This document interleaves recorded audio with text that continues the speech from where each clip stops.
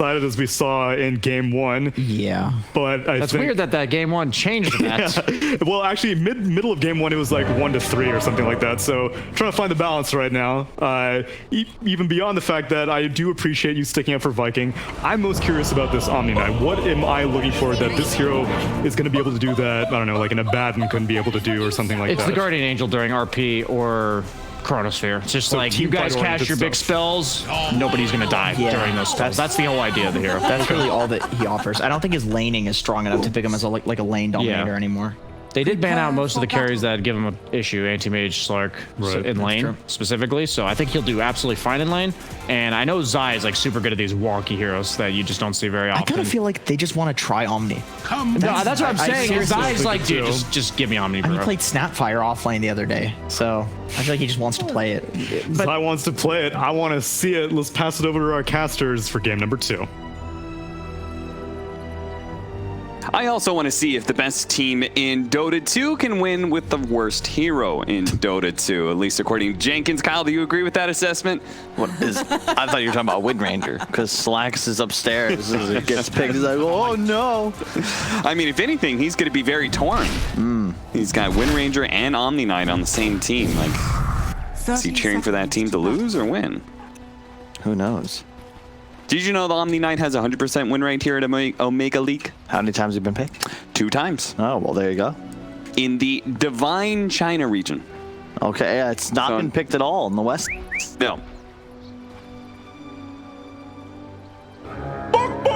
That is what you sound like. Amateur. The battle begins.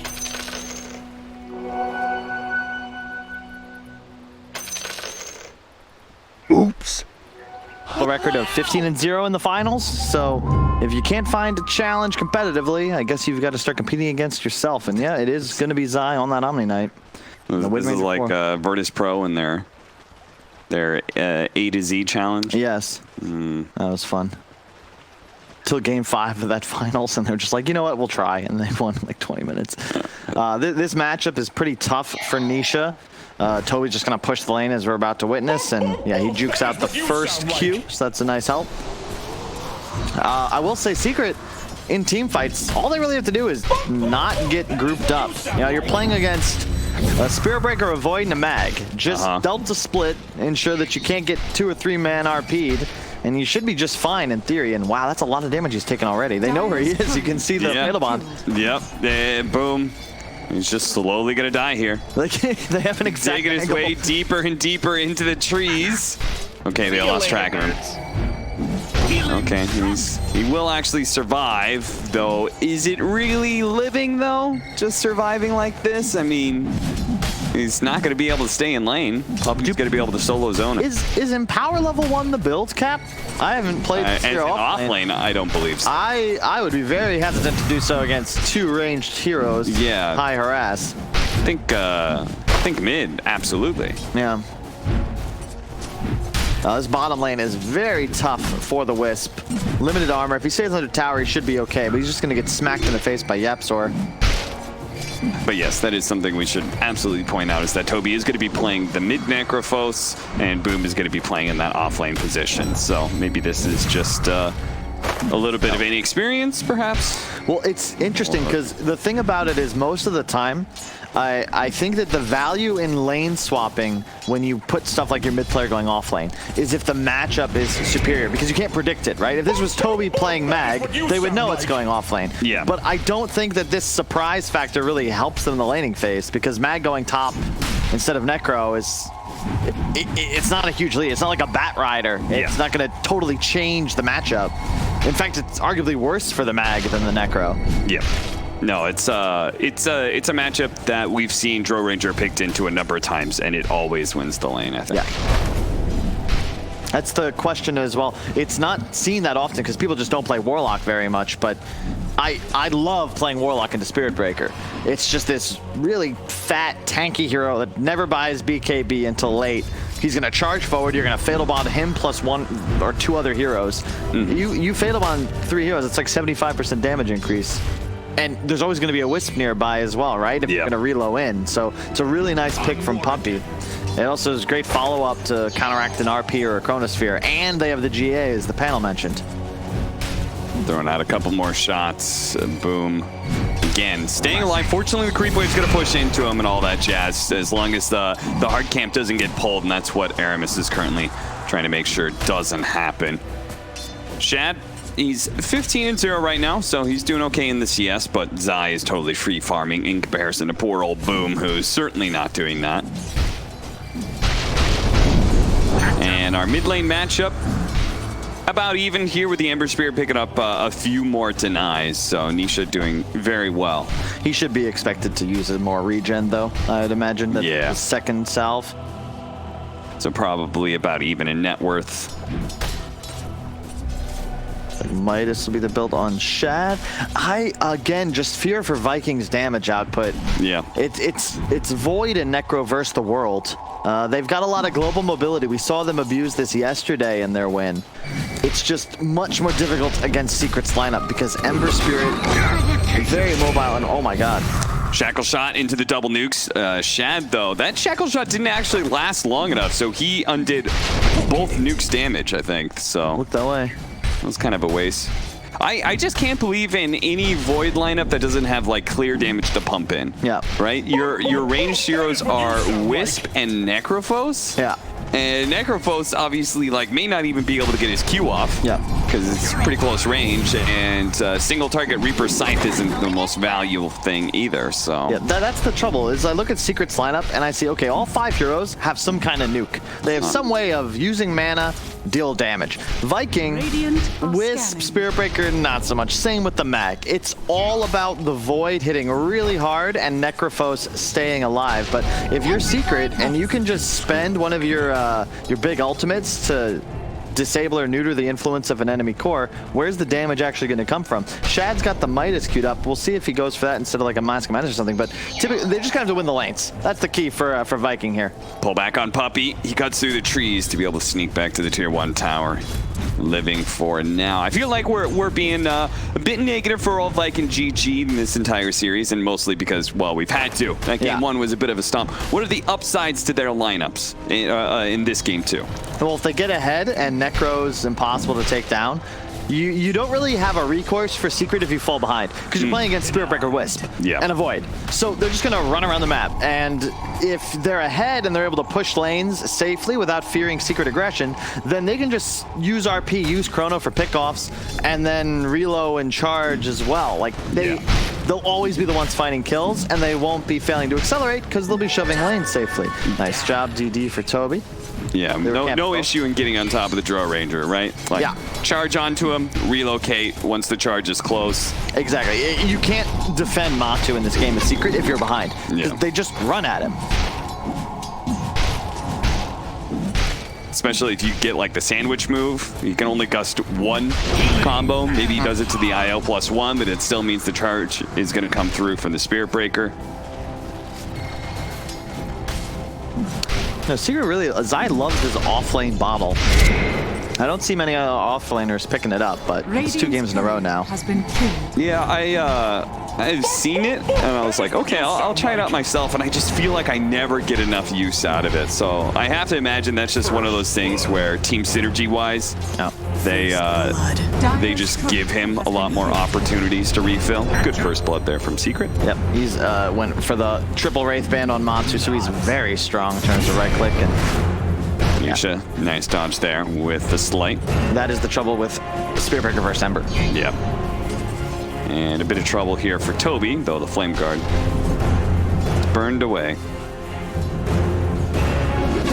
So he's got the Reaper Scythe, but Shackle Shot comes through, and wow, that was enough. A nice bait there from Nisha, setting YapzOr up for the kill. I can't believe he got that kill. And of course, YapzOr, he gets the last hit, as always, and now he'll take a bottle charge as well. That's his tax. Yep.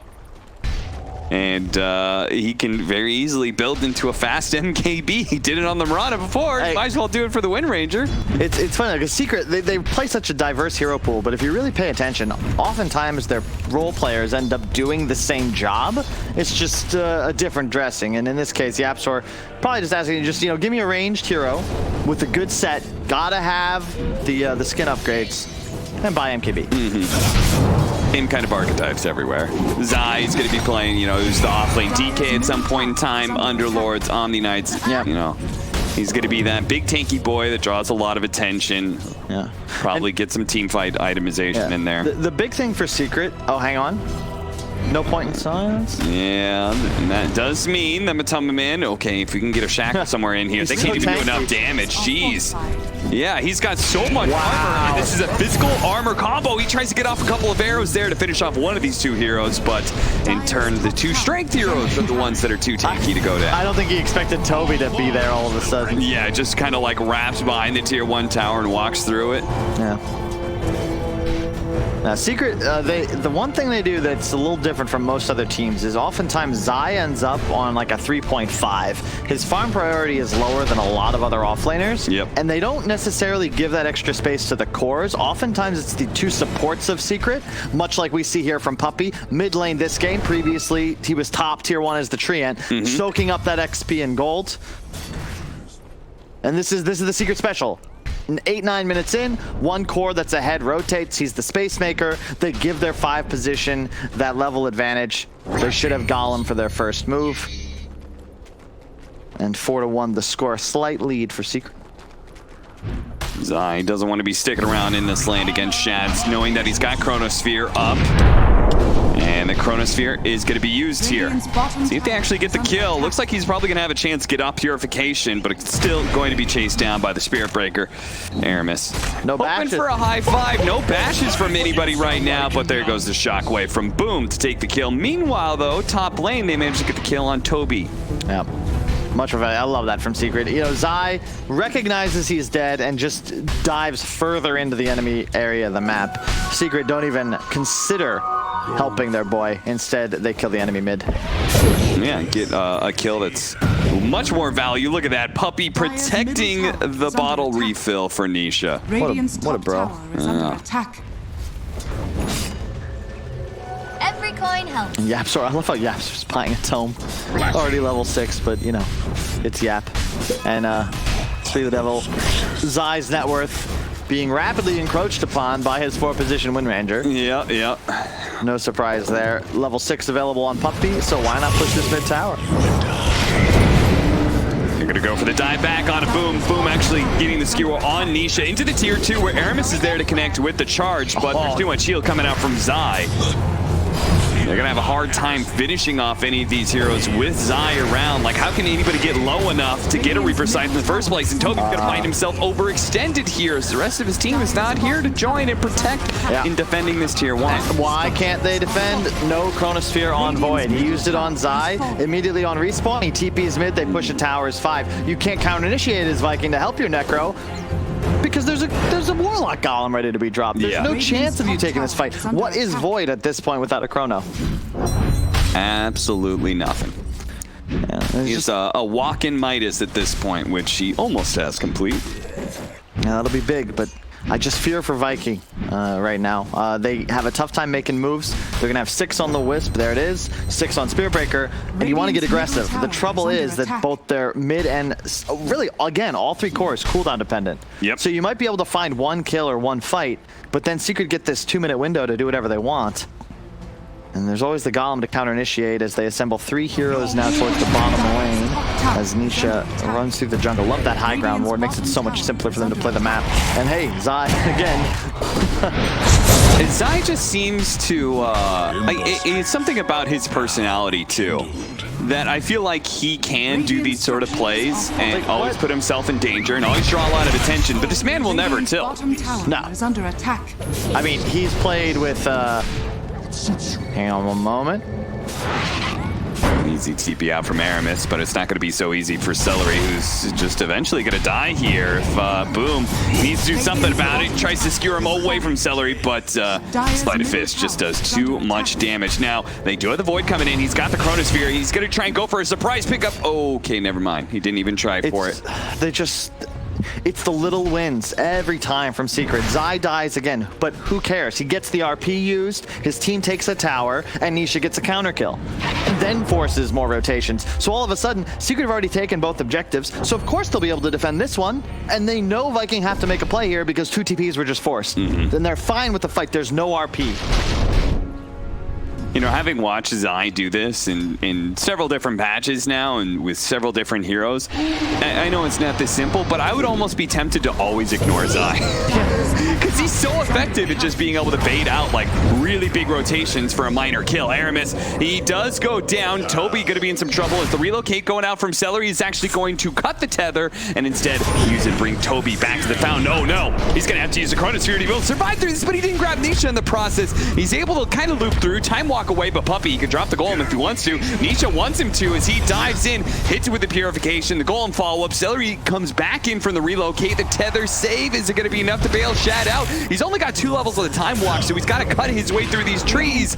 And there's Matamba Man able to block off his exit with those frosty arrows. The discipline from Puppy there, just holding the ult, using it as the tether comes in. And just, as long as he's got that in reserve, Viking don't feel comfortable to force a fight. And RP was used on Zai earlier, the Chrono forced defensively, relocate forced defensively. Viking want to be playing for tempo. They want to be being aggressive with these spells. And because Secret are kind of just leading them around the map by the hand, it's on their terms you're forced to fight, and ultimately Viking don't get the opportunity to play the draft the way that they want to. Healing and harm. And not being able to play this draft, the execution they were hoping for means they are looking like just a bit lost now at this point, as Secret is just going to kind of run back and forth between lanes and find kills here. Still got Ghost Shroud up. Toby can start dodging some damage, but he doesn't get it off before the shackle. There's just no spells. You don't have Chrono, so Shad isn't a Dota hero. He has a Midas. Like, Secret, even though the net worth was only 1K a few moments ago, it was the map control that was more important. It has nothing to do with the net worth lead, it's how Secret are able to play the map. They've all of a sudden got total control of the Radiant top triangle, and now they can just do as they please. They have vision on the Void right there. Oh no, that was us having vision, just kidding. Now, there's no doubt a lot of this comes down to Secret and just the way they're playing, but draft-wise, like one of the later picks was this Necrophos. Yeah. Do you feel like there was a hero that could have served Viking GG a little bit better? Because it feels like as soon as they're kind of behind, they just run out of damage. We talked about the damage problems from game 1 as well. Hard to say. Oh, okay, they're going to be able to get on top of Matamba Man here. There is going to be saving grace from Zai. He's got Divine plus a little bit more heals. Aramis is in trouble as Yapsor is going to be able to run down underneath the tier 2. Relocate back out as Silence on top of the shackles. Shad's going to be low. Yapsor misses out on the shot there that would have finished him off, and Shad is able to get away. Boom. Not quite so lucky, though. Toby actually made the skewer back in. The Reaper side underneath tier 2. Nice combo from Viking GG that allows them to finally bare their teeth and bite back against Secret, who is kind of running them over. I will say that is the downside, or rather, I guess the upside of Vikings draft. These 2 cores are very tanky. You saw them try to kill Shad, he gets away, and yeah, they were able to take out the Spirit Breaker, but Aramis, in a fight where only I die as Spirit Breaker, I'm happy. He took so many spells, full Yapsor ultimate required to take him out, and Secret ultimately have some limited damage issues if they don't get a full combo off. Matu wasn't really able to fight with this team. He was too low, and Toby's got this hood up, so he's not really a target for Secret either right now. I feel like it's going to be a bit of deja vu to game 1, where we're going to see Viking GG. Like, pretty soon their lineup's going to show, like, oh, we can really win some team fights, and then Secret's just going to hit their, like, second timing and kind of run things over. The thing that was unfortunate is that Zai's GA, it saves his Drow, but they weren't able to actually deal damage during Zai gets Skewer back in, but that is just a beautiful Golem plus Fatal Bonds combination. They all got to run away, but the damage is going to come in from Nisha. Already takes out the IO, and the Fatal Bonds will make sure that Boom does a fair amount of damage to Aramis as well, who gets sniped out by the Shackles power shot combo. See a pattern here, Cap? A couple big ultis used from Viking. Secret respawn, immediately find a fight. Viking give it to them. That's the trouble. They want to keep playing aggressive. They've got the Wisp and the Spirit Breaker, but they just can't. You cannot fight Secret if you don't have all your spells ready. Now, they did still have their Chronosphere, but he was focused on taking that top tower, and Secret, I think they made just such a nice, clean initiation. They just played it fast like you were talking about, right? Yeah, it's tough. Vikings still very much in this game. They've just got to be disciplined. If you don't have spells, you got to try and get other things done. You want to, if Secret's going to find a fight like that or kill a couple of you, it shouldn't be in front of your tower if possible. I'd like to see them just keep Shad in a side lane and have the right play around it. The Gust actually stops his tether away and allows the Shackle Shot to pin him to some trees. Toby hoping that the tier 3 can save him from Nisha's assault, and it will. And Boom and Aramis here lying in wait. Secret, they didn't have the vision of him. Nisha with that Heavenly Grace on him is just so strong. Even if you stun him, so much status resist. I love the Deso pickup too. You've got a Drow. He's going to put that minus armor on everybody. It helps Yapzor's damage output as well. And in a way, it's a subtle help to the Fatal Bonds as well. It spreads damage in the form it's received. So if you make everyone take more physical damage, they're Fatal Bonded. They'll just take more physical damage from the Fatals. And Aditi could mean a Roche is a possibility. I think you let him bottle it here. They did also take a tier 2 before 20 minutes here. So if they manage to take away that outpost, it would leave Viking GG very experienced starves. So there's certainly 2 different really good options with this double damage, though picked up by Zai. Nether Shawl. I imagine that goes to the Necro here. But I'd be a little cautious just because armor is going to become a big problem for the Radiant side. Glimmer on Puppy. Essence String for the Necro. Yeah, he'll swap though. Give the Essence to the Mag. Opts for the Ghost Shroud, which will help protect him a bit more when he goes to that ethereal form, and sure enough. Yep, Deso DD. DD and a Deso. Make pretty short work of Roshan and Viking GG. They kind of had to play the bottom half of the map. What if their outpost gets taken away? You know, they just sort of stuck between a rock and a hard place. Damned if you do, damned if you don't. And look at the vision control from Secret. Again, this top triangle, the moment they got those towers, they immediately asserted dominance over this area of the map, which then leads to a free Roche. And now that they have Roche, they have an advantage, and hey, here's Void. Viking GG, they're hoping to be able to do the same, right? They get that evasion also in Secret's triangle. The problem is that they're so easily pushed away by just the slightest provocation from Team Secret. Yeah, it's still anybody's game. You can check out the big difference, as always. Look at the supports. Total score of 0, 10, and 5 for Viking, whereas Secret's coming in at a strong 6, 1, and 17. Yeah, that's impressive score from the Secret duo. And they're going to smoke up, find their initiation. Aramis shows himself, quickly gets off his W and is able to jump away. Celery still has his tether up, so he's going to also be able to follow Boom back to the base. So good job. Viking GT are doing a good job of like keeping this net worth. It's not sticking around that 4K. They're not getting caught. It's the map control though, because Secret make this play, it forces Viking into the base. Yes, Void's farming, but Secret have control of 2 lanes and a ward around the one that they don't. And because this lane is now pushed mid, they can take bottoms here too. Void still isn't really safe to do that because for all he knows, there's just a Wind Ranger waiting. He's not going to show on map. Yapzor that is, because he represents so much threat when he's off it. Yeah. Dire's top tower is under attack. Manta into Diffusal Blade, so give it a couple minutes and our Void will start being able to pump out some real good damage. This is a lesson I got from Fly way back when I was first coming out. It's very simple. If you're ahead in the game, control 2 waves. Cut them, and play the jungle, sweep the map to the other side when a lane gets in trouble. And ultimately, you're at the very least going to get an even fight. That is what you sound like. Radiant's courier has been killed. Dire's top That's exactly what they tower do. is under attack. Mid pushed, bottom pushed, sweep. Force Viking to the other side. Once you know they're in base, we'll go run at them. They've got some really nice defensive vision. Shad sees all of these heroes coming, but I don't think he got out of the way in time. He's going to turn around, start banging on Denisha before he time walks away. Relocate out, so this will probably cost the IO his life, but... He's had really nice timing on those. If you notice, like, the reload's out, the tether comes in maybe quarter second before the reload. Very necessary when you're playing against all these quick stuns, like the Shackle, the Golem that could come out from the Warlock as well. Right. Catch up. Yeah, despite that, still 4K.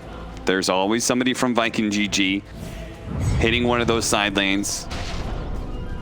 Right now it's that Necrophos that Secret are rotating to, but in the process there's kind of a support in the way, and that is, or actually that's Shad there in the bottom right, so. Bottom tower is under attack. Fearless.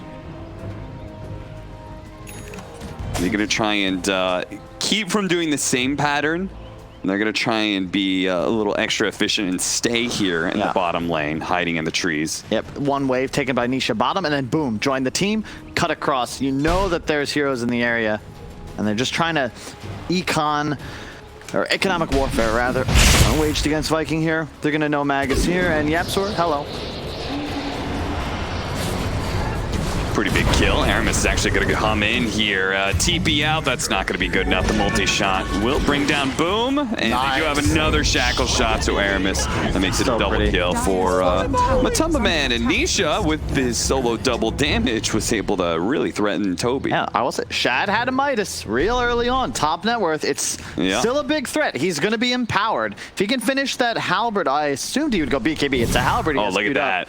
Drops the ward to spot him, farming up the Ancients without showing anybody, but relocate in to make sure that Shad 100% can get out. Viking GG have no problem losing some of these heroes as long as Shad survives. 2 seconds, jump over. Ooh, that was a close call. Does manage to get away. That was a Hollywood level escape. Yeah. I was watching the opening scene to The Matrix for a moment. The telephone call came just in time, but relocate used, and now Secret knows, hey, 2 enemy heroes are in base. Let's run towards it. They're just, it feels like Secret's going faster and faster, but Viking GG are still keeping up. Secret need to keep playing near flawlessly. Even with a 20-5 kill lead, they're not yet in that commanding position. And again, that whole net worth lead, look at Yapsor. He's the one ahead. No one else is. This is an even game, except the Wind Ranger has an MKB, and the Spirit Breaker has, well, Tranquil's Drums. And a Blink on Yapsor as well. But he is 6-0 and 10. He's earned it, all right? Can Void like just straight up 1v5 this game? Because like that's the way Viking GG is basically playing, is that they're kind of setting him up to get 75% of the farm that's available on the map. It's definitely possible, especially with Empower and a Wisp. And if they can get to a point where they're ahead, if Viking are ahead, they can just dominate map control. The trouble is they've been on the back foot this whole time, so it's Secret constantly sweeping around. They get a little bit of a lead, and suddenly it's the Drow and the Wind Ranger afraid for their lives if they show on vision, because they might just be charged reload on. Toby, he's got a Lotus Orb, so he can quickly remove the shackles, but he's going to be caught by the shackle shot. Yapsor. Yep. It's got to be Shad doing that. Aramis is going to go for the pickoff here on a puppy, and they should be able to get this rather quickly. If he got that Golem Fatal off, could have been real spooky. Aramis, oh, such long-range damage, but fortunately Celery's there. He's been on point, man. Celery, it's a tough game for his team. What's his kill death right now? 0 and 6. Okay, not as good as I had hoped. But I think the point still stands. I mean, it definitely could be a lot worse. It could be worse. The fact, like, we've only seen Secret manage to pick up, like, what, maybe like 5 kills over the last, like, 6 minutes, and literally all they're doing is hunting nonstop.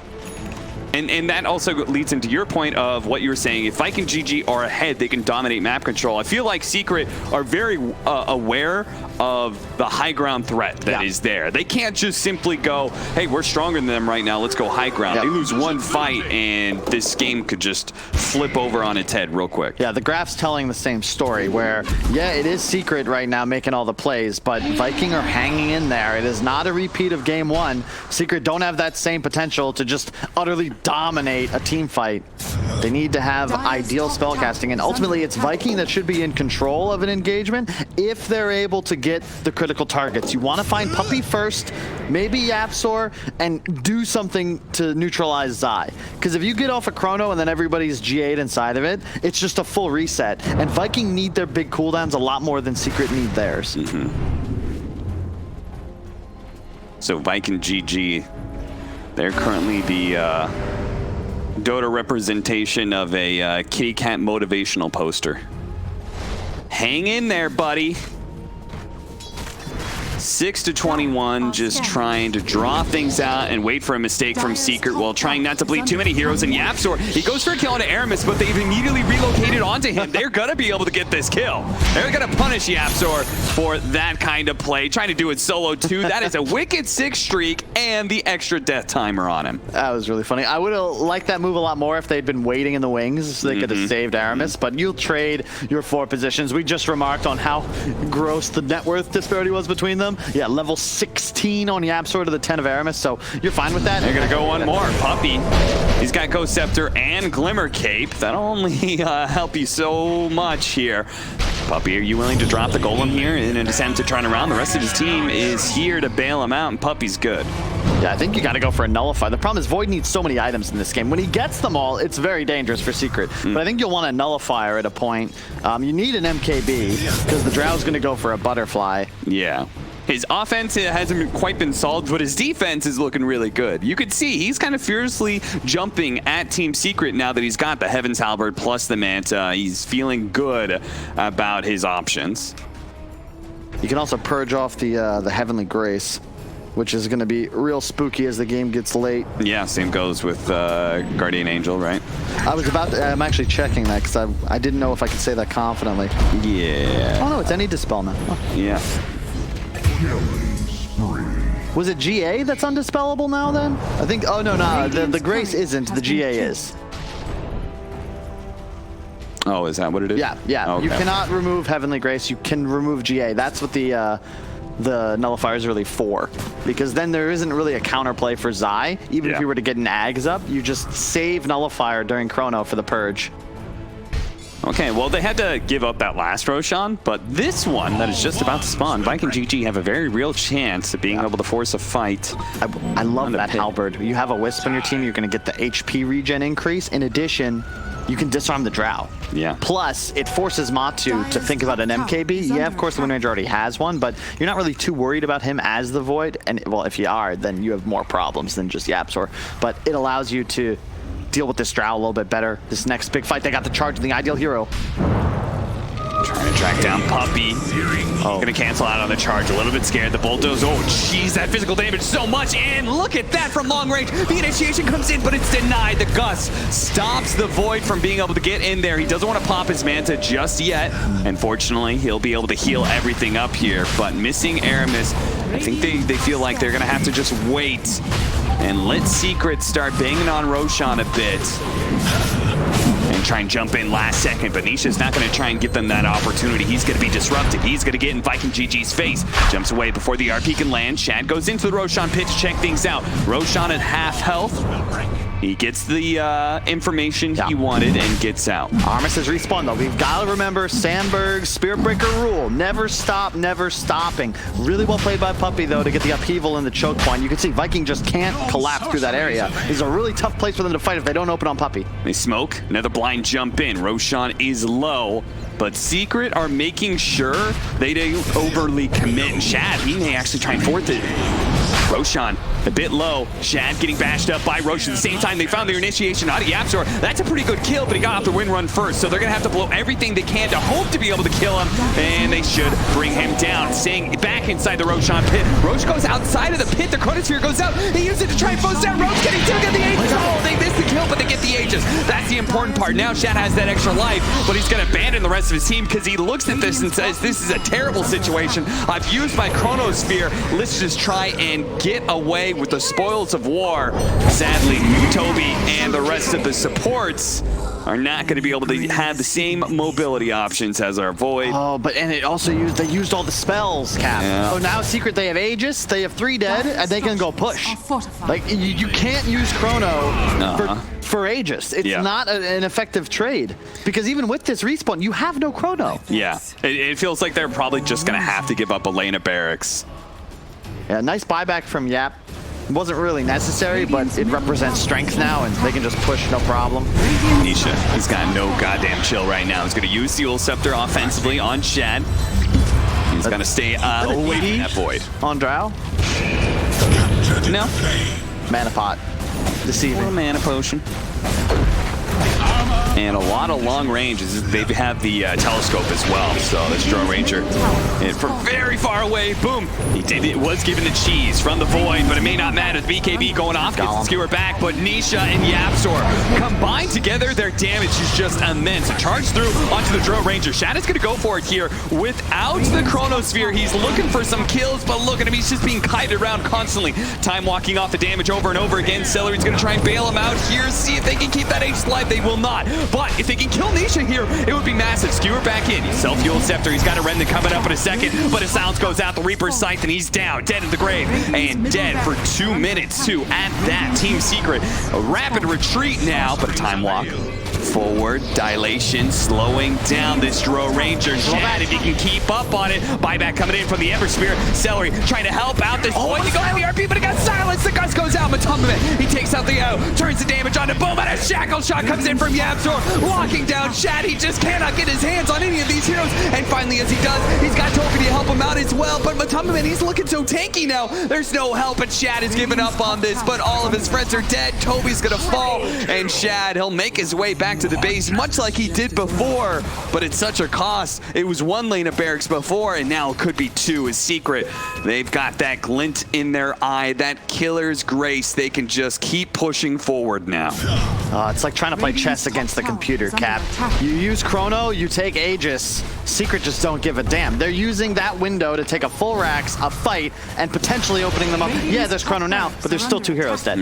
Like, you gotta just play smarter if you're Viking to win this one. But I mean, Puppy's only used 2 rocks, but on both occasions it was to interrupt the tether right as it came in and then help YapzOr find a kill. Just beautiful. BKB was used by the mag, but it just didn't matter. And Matu with the silence in that one engage, like that could have been sick from Boom. He got a mid-cast animation. Yeah. That's 2 racks, maybe 3. No buyback on either of these boards. They've got the Chronosphere. Shad, he's just gonna kind of go for it, but every single time he approaches, it's a shackles, it's a silence. There's always something there to be able to slow him down. Now, Matumbaman's pretty far forward here.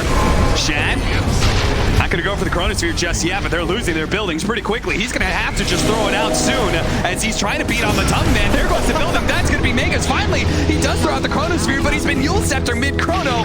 More damage coming in. A shackle shot that. He's totally dead, and Shad's just doing nothing at this point. His physical damage just looks pathetic against the power of Team Secret as they will take another 2-0 against Viking GG. That makes them 8-0 against this team now since their loss to them at